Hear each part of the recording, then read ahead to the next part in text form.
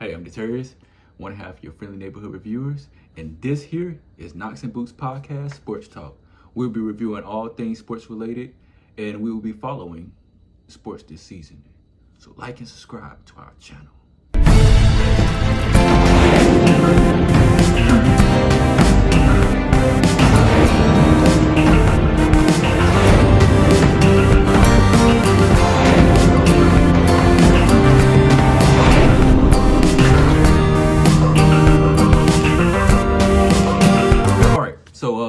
Today I'm coming back with the follow-up video for my previous video that I did with the Atlanta Falcons and Kevin Stefanski.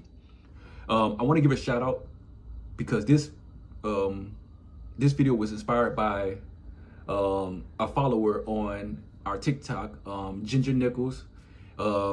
He pressed on a really great issue, and I'll be first to say that I should not complain without offering full in-depth solutions. I'm a man enough to say that. So in my previous video, I did express, some pitched ideas, but I never really gave why or gave my full in-depth thoughts on that. So today I'm going to be doing that with my top 3 choices of who we can't change what happened.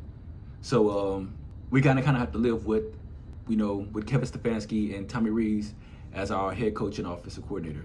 There's nothing we can do about that. Deal's done. Hey, it is what it is.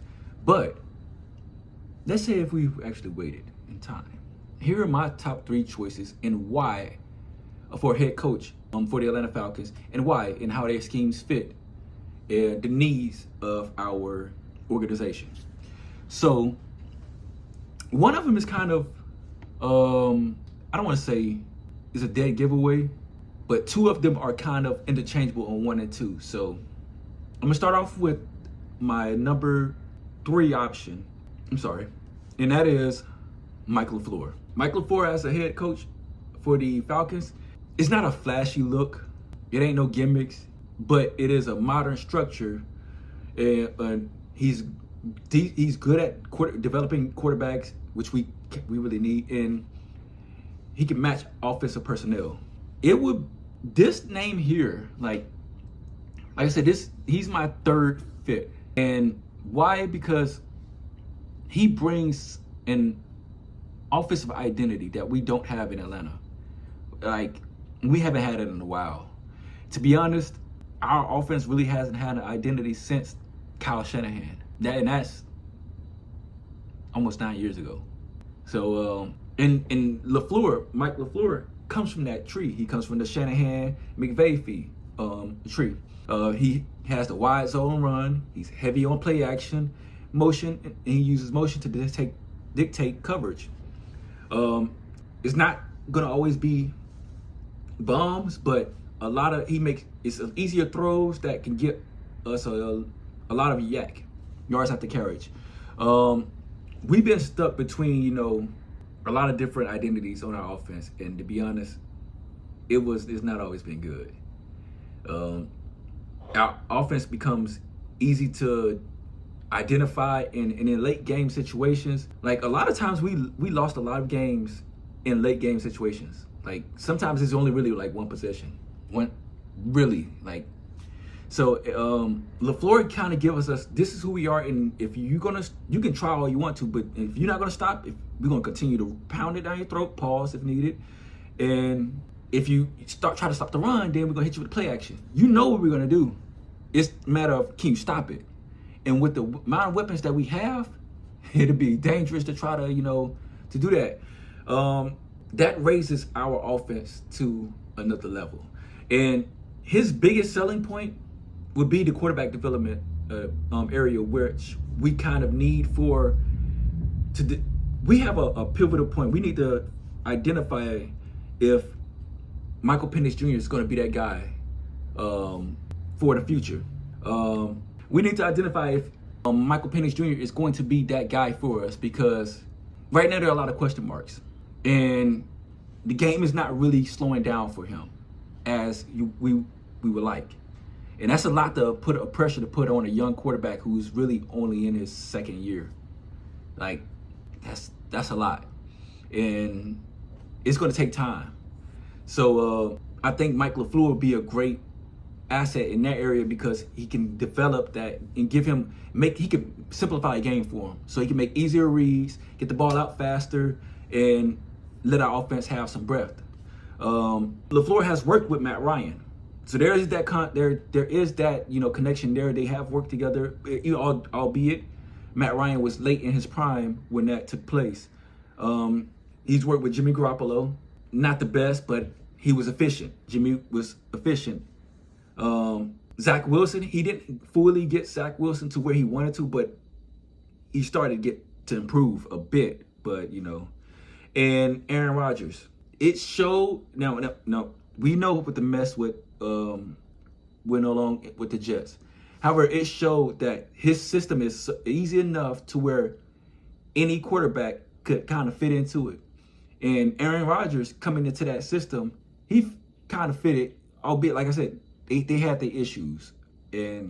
But for as far as it pertains to Atlanta, it would help a young quarterback make quicker, simpler reads and be efficient.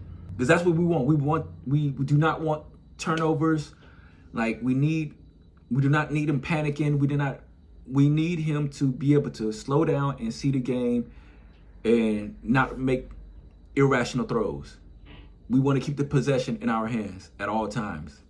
And that will help our defense out a lot. So they're not on the field getting tired and giving up on plays. His system also works well for the bridge quarterback. We have that with Kirk Cousins. There's a lot that goes on in that. But or if we decide, okay, if Michael Penix Jr. shows us that he's not the guy for us or going forward, we can draft a quarterback at another time and start over with LaFleur and Mike LaFleur's system. How it works with, also, he maximizes the skill talent. We have a lot of talent on the offensive end. I mean, we got Drake London, Kyle Pitts, Bijan, a three-headed monster. How LaFleur's offense could translate to that, it would kind of bring back, like I said, that 2016 championship run that we had where we used Julio Jones and make Drake London today's Julio Jones. Make him as a big slot isolation weapon and just let him punish the defender. If they ain't gonna double team him, we gonna make him pay for it. And then we have we can move Kyle Pitts. He's a Swiss Army knife. We can move him from just being, because we know he's not gonna block nobody. He's not even gonna block a code. But that's okay. We can find other ways to use him. We can slide him out as a wide out.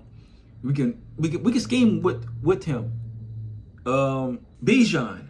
Bijan is another one. We can do a lot with him. Instead of going like pass heavy, we can move him, motion him between the tackles, give mismatches. Like our offense is built for that. We can do that. It's going to be with LaFleur. It's not about ego. It's about game planning. He adjusts. Like one thing where Raheem Morris and his coach staff, they kind of missed the mark on was they didn't adjust. They didn't make the right adjustments, and that's probably because he's new. So you don't have that problem with LaFleur. He might run heavy one week. Bijan might get 200 yards one week. And then next week, we throwing it. We throwing that up. Like, and he's also give plays when, if the defense is overcommitting, he has no problem taking the top off. If they're going to overcommit, if they're going to expose himself to the house. Like, he'd be the right hire for, for the team because he's a young offensive head coach, and with that, he's gonna need the Kevin Stefanski treatment from Minnesota. He's gonna need a strong defensive presence on a defensive coordinator, because for one, what we don't want to do in Atlanta is become too offensive coordinated and putting all the pressure on the offense and not balancing it out. We need a balance. So he's going to have to, because he's young, and two, he's strictly on the offense. I wouldn't have, as a head coach, I would not have him worried about the defense.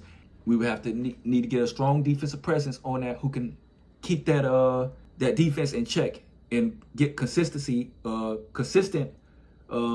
productivity out of them. Because one thing our defense has then is become, I'm gonna address that with I'm gonna put a pin in that, and I'm gonna address that with my other two coaches, because I do have two other coaches.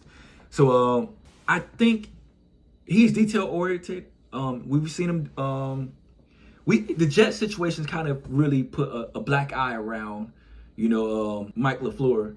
But I think him in Los Angeles, I think that kind of how he handled it. He wasn't loud. He was calm. He understood the situation, and I think he would have been a real good opportunity. He like I said, we got a young team, and you can kind of let him grow with that team, but you got to kind of be careful with that, because we saw what happened with Raheem Morris. So I don't want to kind of continue that same pattern. I really don't. I would like to see actual improvement there. So that brings me to my second coach who I would have liked to see in Atlanta. Now, hear me out, Brian Flores. Brian Flores makes possibly the most sense because, it makes a lot of sense. So Brian Flores makes a lot of sense because, one, we need an identity. Again, we need an identity for our team. And regardless of the circumstances, the outside noise, I believe that this Brian Flores would probably make the most sense out of anybody that you could possibly think of as our head coach. One, he fixes Atlanta's biggest problem, our defensive identity. Nobody fears our defense. Nobody, none whatsoever. And that is a problem, because now if they don't fear you, then they don't respect you. And Brian Flores fixed that immediately. He brings an aggressive multi-front defense that ain't coming to play. They ain't coming to shake your hand. They ain't coming to be your friend. They coming to hit you in your mouth. And if you don't hit them back, they gonna pounce on you. He disguises pressure that wrecks game plan. We saw what he did to Miami, and took Miami from a laughingstock of a franchise, and it gave them some. It put some respect on their name. Didn't love how it ended there for him, and it's not only just in Miami. We saw him do the same thing in Minnesota as the defensive coordinator. So he's going to game plan to immediately make the opposing offense think twice before they laugh at the seat of the Falcons on there.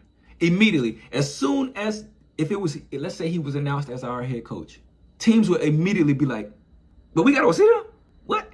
Them? Nah, bro. Nah. That is, and we need that right now, because our offense needs to still find its legs. And with a defensive front that, ain't to play with, that'll give the offense its clarity that it needs. It'll take the pressure off of them, and it gives them a balance. That alone changes Atlanta's landscape and trajectory. He builds elite defenses without elite talent. We don't have a go-to stud on our defense. And that could be a good thing and that could be a bad thing. But he doesn't care. He can build our defense and make it something fearsome. He did it both like I said, in Miami and in Minnesota. We know what Miami looked like before Brian Flores got there.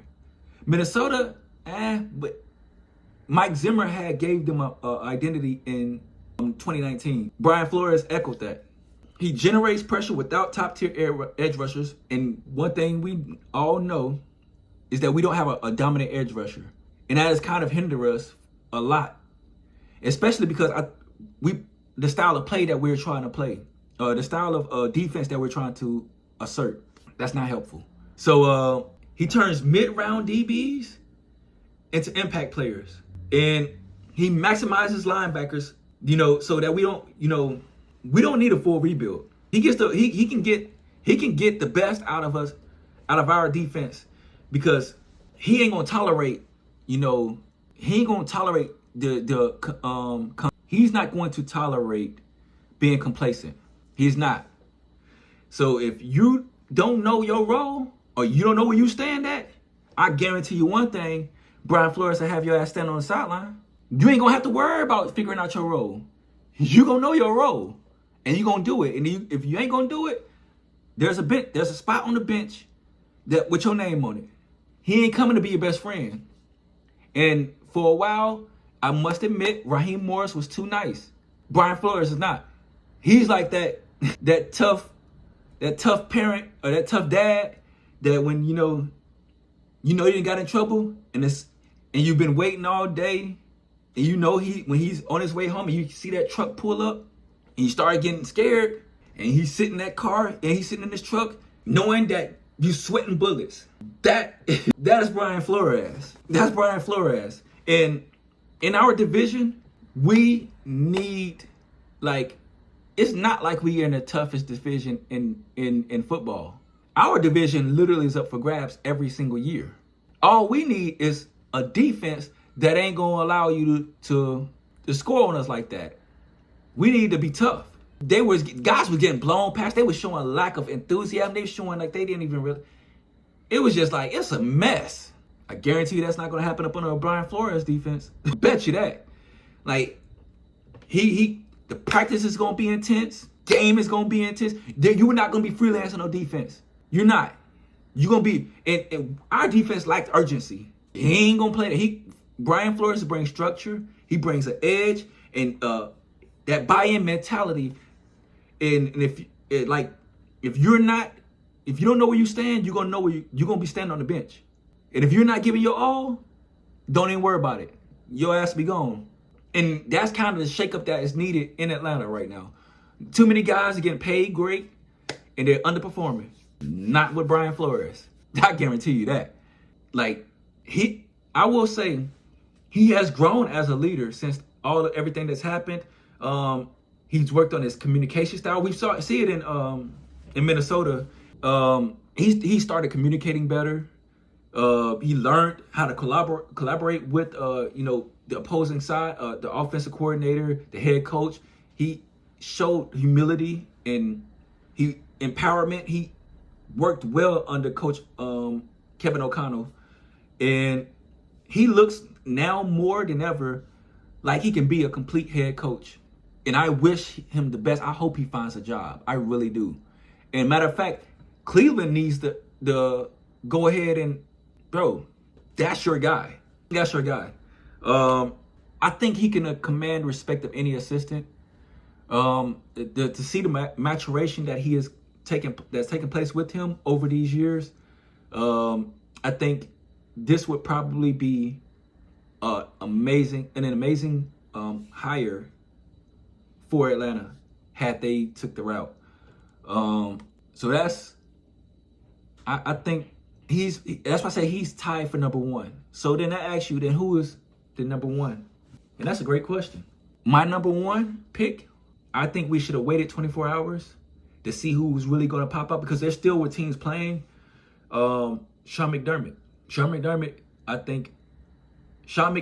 I believe, would have been a great pick for us, pick up as a head coach as well. Considering how everything ended in Buffalo, considering how everything went up in Buffalo, it's not like he was the fault why they didn't win. His defense showed up a lot of times, but the offense really was to blame. I'm not sure the full detail of what happened up there, but I wish the Falcons would have made. I wish the Falcons would have waited 24 hours to see what the landscape was going to look like. Sean McDermott runs a zone-heavy defense, and honestly, that might be the change that we need to do. We try to do the man-to-man. It ain't really working like that. We need to mask our defensive weakness, and that's big for us. McDermott's defense is built on like pattern match zones, keeping eyes on the quarterback, limit explosive plays. We don't have like I said, we don't have an elite edge rusher, so we kind of gonna have to lean back onto and we don't really have a lockdown corner like that. We don't have a lot of lockdown corners. I mean, I know you would say AJ Terrell, but outside of that, who? So zone helps reduce the one-on-one exposure. We tired of people getting burned. We're tired of it. Kind of like the Legion of Boom type of, we need to kind of adopt that type of mentality. It forces quarterbacks to sustain long drives and creates mismatch through confusion. And it maximizes the versatility of our DBs. And we have some great DBs. We have some good DBs. I'm not going to say they're great. We have some good DBs. And if used right, we could kind of, switch them around and create I don't want to say, it would kind of let them move around a little bit more. We could switch from here, bring the safety switch here, so that way take some of the pressure off of these guys. And, and not only just there, but also that helps our linebackers out. And which essentially would help our front four. Like I said, we don't have a dominant edge rusher, so trying to rely on heavy blitzing, that ain't gonna work. It's gonna get us beat, and it has gotten us beat. So McDermott loves defensive backs who can play multiple spots. We got those guys who communicate well, tackle in space.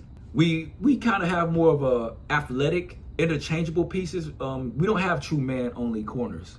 So in a zone system, the safeties, like I said, can rotate and post snap and help out our DBs.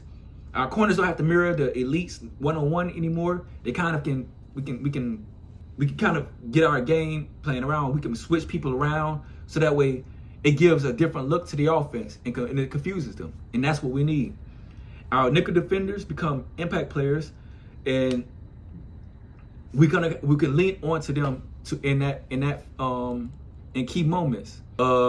His style of play helps our pass rush out tremendously because and we don't have to really rely on blitzing like it. We can blitz, but not as much as we have been.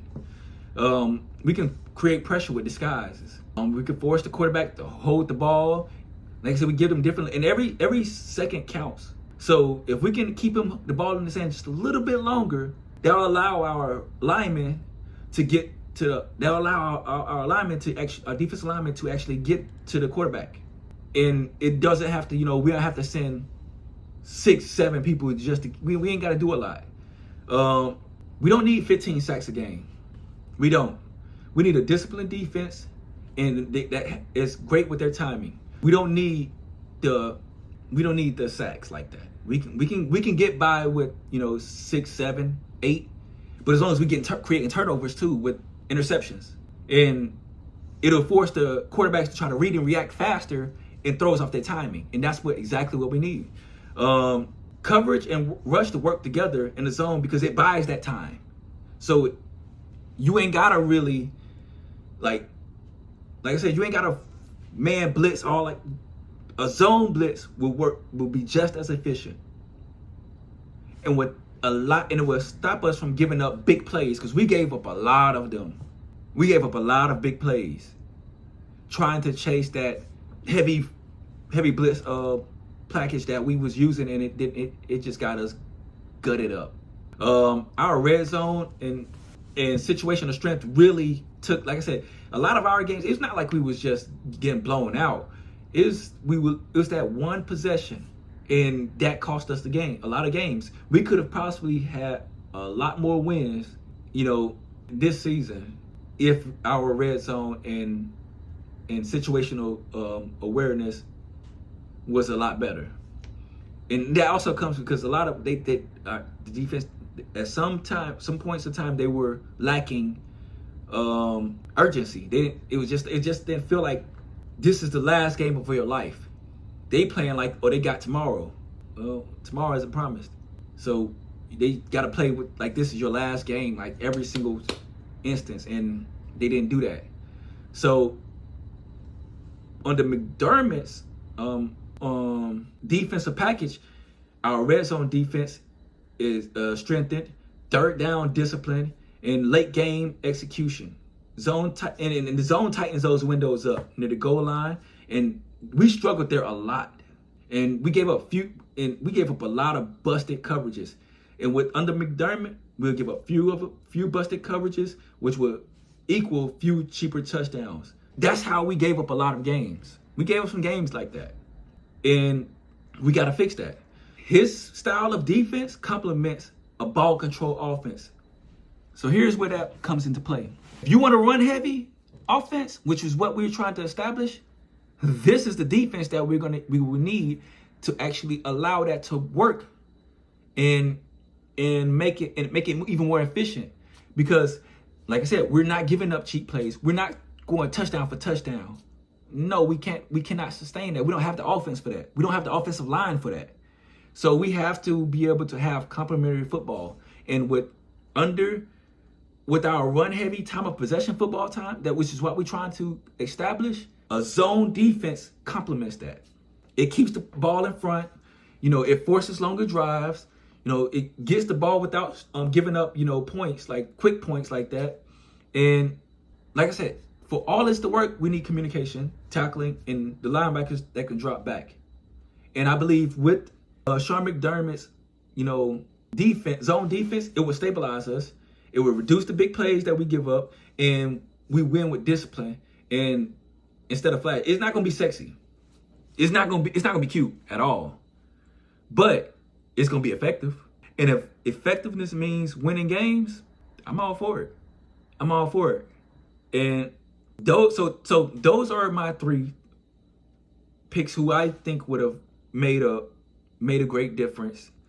Unfortunately, we already know the situation is what it is. Like, Kevin Stefanski is going to be our head coach. He is our head coach. And Tommy Rees is our offensive coordinator.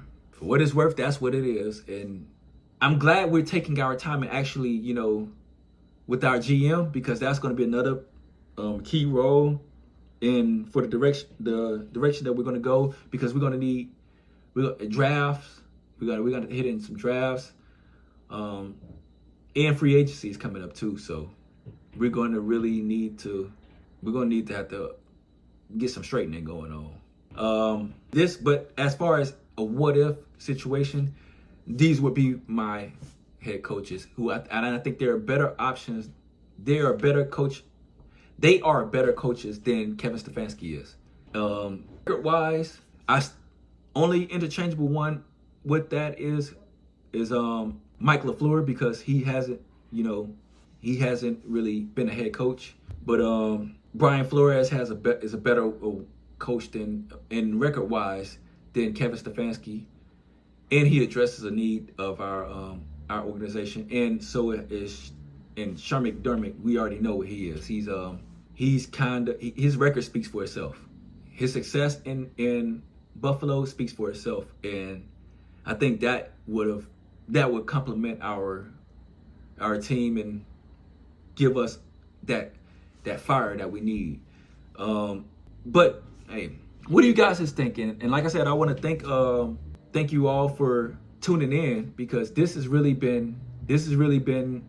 I'm still new to this, as far as being on camera and everything. With me and my wife, we started taking this serious recently. So I want to thank you guys for the love and support that you have been showing. I don't care if you disagree with me or not. I do love if you can, having these type of conversations. And so I am very responsive to messages and comments, whether it be on TikTok, Facebook, Instagram, YouTube. I am very responsive. So I do love the engagement. So if you're watching this, please do comment. I would love to hear your opinion. We already know that Kevin Stefanski is going to be the guy. But if let's say he wasn't, who would be your top picks as for the head coach?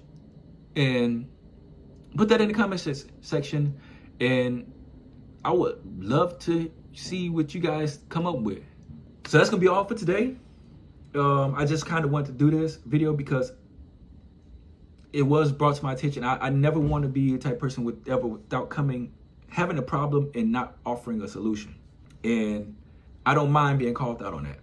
And I'm the first to apologize. And like I said in my last video, I hope I'm wrong about, Kevin Stefanski hire and Tommy Rees. But looking at our schedule, man, it's kind of like, I don't know, man. So, but we're going to have to see, because what's done is done. And there ain't no going back now at this point. Yeah. I want to know your guys' thoughts. And I love you guys. And make sure if you're not following us on all social media platforms, it's at Knoxinboots Podcast. And that's on YouTube, that's on Facebook, that's on Instagram, that's on TikTok. Make sure you like and subscribe. Peace. Up, 8 time down. Here.